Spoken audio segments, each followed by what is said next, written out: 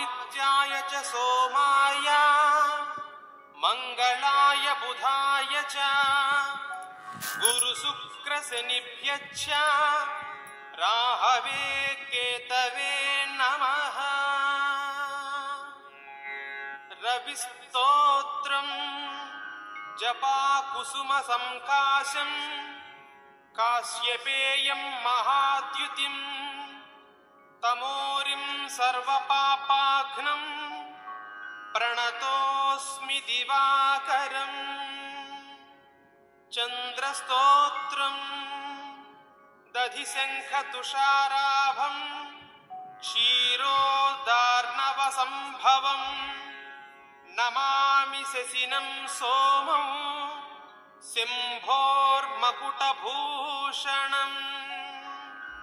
कुजस्तोत्रम् धरणीगर्भसम्भूतम् विद्युत्कान्तिसमप्रभम् कुमारं शक्तिहस्तं तं मङ्गलं प्रणमाम्यहम्। बुधस्तोत्रम् प्रियङ्गुकलिकाश्यामं रूपेण प्रतिमं बुधम् सौम्यं सत्त्वगुणोपेतं तं बुधं प्रणमाम्यहम्। गुरुस्तोत्रम् देवानां च ऋषीणां च गुरुं काञ्चनसन्निभं बुद्धिमन्तं त्रिलोकेशं तं नमामि बृहस्पतिम्।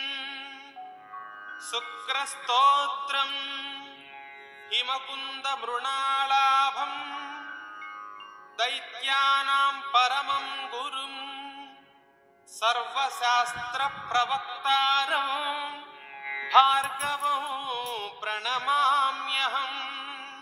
शनिस्तोत्रम् नीलाञ्जनसमाभासं रविपुत्रं यमाग्रजम् छायामार्ताण्डसम्भूतं तं नमामि शनैश्चरम्। राहुस्तोत्रम् अर्धकायं महावीरं चन्द्रादित्यविमर्दनं सिंहिकागर्भसम्भूतं तं राहुं प्रणमाम्यहम्। केतुस्तोत्रम् फलासपुष्पसङ्काशं तारकाग्रहमस्तकं रौद्रं रौद्रात्मकं घोरं तं केतुं प्रणमाम्यहम्।